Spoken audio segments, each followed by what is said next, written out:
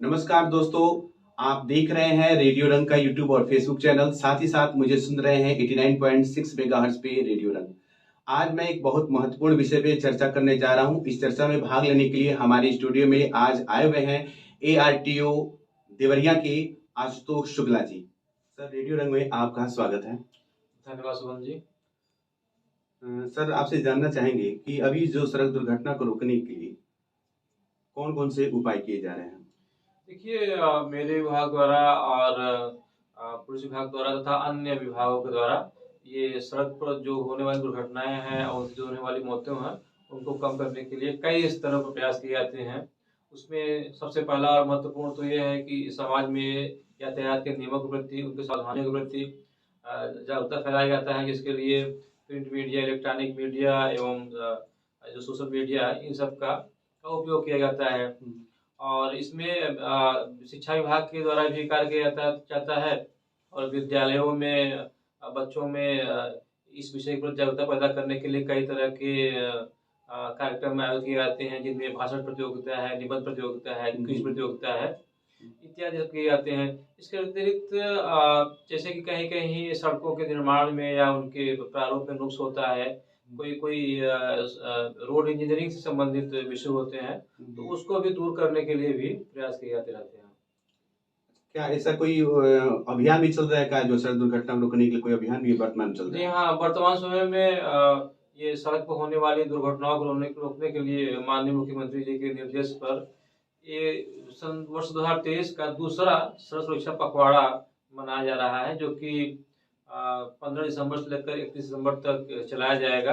और इस दौरान शासन के निर्देशानुसार परिवहन विभाग, पुलिस विभाग, लोक निर्माण विभाग, शिक्षा विभाग एवं चिकित्सा विभाग के द्वारा एक समन्वित एक अभियान चलाया जा रहा है, जिससे कि सड़क पर होने वाली दुर्घटनाओं को कम किया जा सके। अच्छा, ये कब से कब चल रहा है योजना? यह अभियान 15 दिसंबर से लेकर के आज इसका शुभारंभ हो गया है और यह 31 दिसंबर यानी एक पूरा एक पखवाड़ा चलाया जाएगा। अच्छा, अक्सर देखा जाता है कि सड़क दुर्घटना में कोई घायल व्यक्ति की मदद नहीं करना चाहता है। उसके लिए क्या कहना चाहेंगे?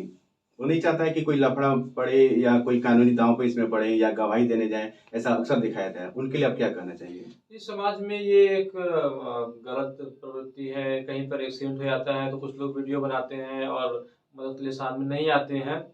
और थोड़ा सा इसके पीछे लोगों में जानकारी का अभाव भी है कि कोई व्यक्ति घायल है तो उसको लेकर के हम हॉस्पिटल या कहीं जाएंगे तो इंक्वायरी होगी या आगे मुकदमा में उनको गवाह के तौर पर पेश किया जाएगा। इसके लिए मैं बताना चाहूँगा कि ऑनरेबल सुप्रीम कोर्ट के द्वारा यह गाइडलाइन दी गई है, निर्देश दिए गए हैं कि यदि कोई व्यक्ति किसी दुर्घटनाग्रस्त व्यक्ति को लेकर के हॉस्पिटल जाता है तो उसे किसी तरह के कोई सवाल जवाब न किए जाए या आगे उसके मुकदमे में किसी कार्रवाई में उसका नाम न डाला जाए।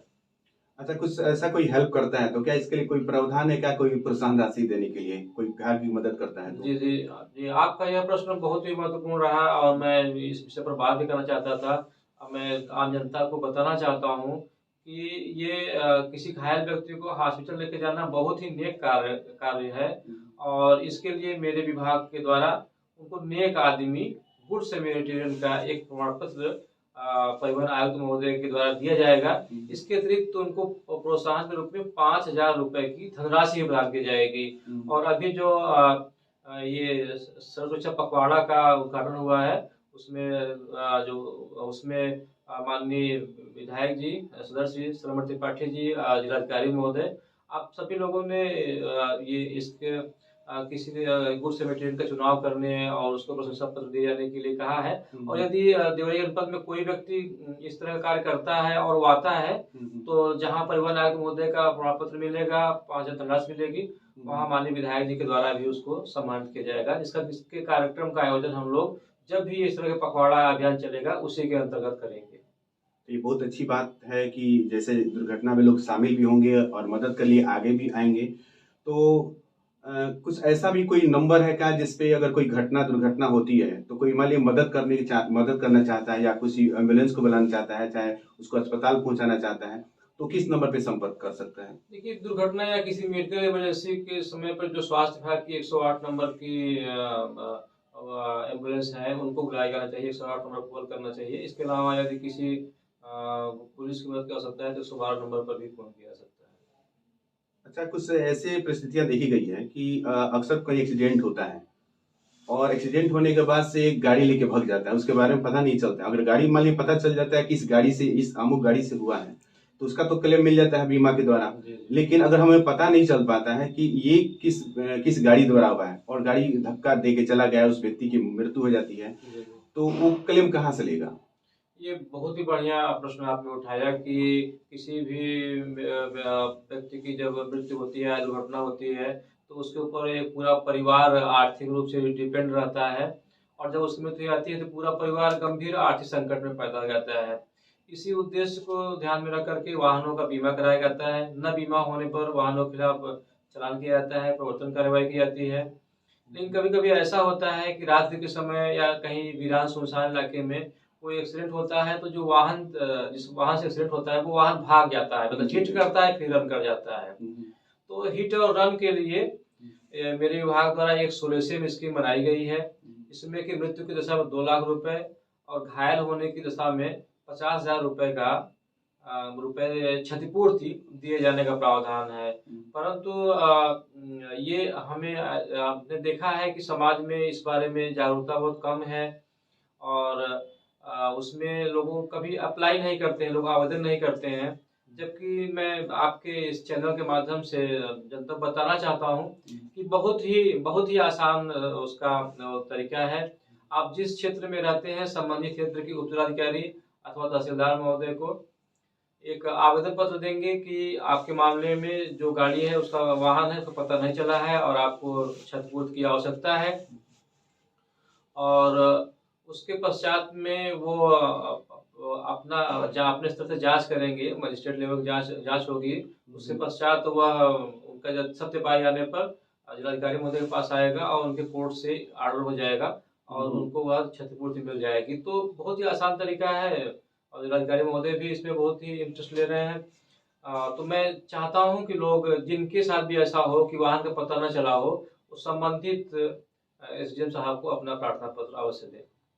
तो एक छोटा-सा एक हम अब रेडियो रंग के माध्यम से यूट्यूब और फेसबुक पर भी लोग देखते हैं, रेडियो रंग पर 89.6 मेगाहर्ट्ज़ पे भी सुनते हैं, तो उनसे एक छोटा-सा अपील क्या करना चाहेंगे हमारे श्रोताओं से? देखिए, मैं जनपद देवरिया की नागरिकों से यही अपील करना चाहूँगा कि एक्सीडेंट में बहुत बड़ी क्षति हो जाती है और बहुत अधिक संख्या में एक्सीडेंट हो रहे हैं। किसी भी बीमारी किसी भी प्राकृतिक आपदा, यहाँ तक कि अभी कोरोना आया था, उसको लेकर के इतनी उपाय किए गए या इतना डर था। लेकिन उन सब से भी अधिक मृत्यु सड़क दुर्घटना में होती है और थोड़ी-सी लापरवाही के कारण व्यक्ति की जान चली जाती है और उसके कारण उनके पीछे उनके ऊपर डिपेंड पूरा परिवार तबाह हो जाता है, बर्बाद हो जाता है। तो ये यातायात नियमों को बहुत ही गंभीरता से लें और यदि दोपहिया वाहन चलाते हैं तो हेलमेट लगाएँ और चरपहिया वाहन चलाते हैं सीट बेल्ट लगाएँ। इसके तहत अपने लेन में ही चलें और यातायात नियमों का पूरी गंभीरता से पालन करें। सर, आपने स्टूडियो में आया, समय दिया, हमारे श्रोताओं के लिए बहुत सारी जानकारियाँ दी, जो खास करके लोगों और जो सुन रहे हैं, उनको बहुत सी जानकारियाँ मिली होंगी और इसके लिए आपको हम अपने श्रोताओं की तरफ से, दर्शकों की तरफ से आपका बहुत-बहुत धन्यवाद। सुमन जी, आपको भी बहुत-बहुत धन्यवाद। आपके चैनल के माध्यम से बहुत महत्वपूर्ण जानकारी जनता को देने का मुझे अवसर मिला। पुनः आपको धन्यवाद।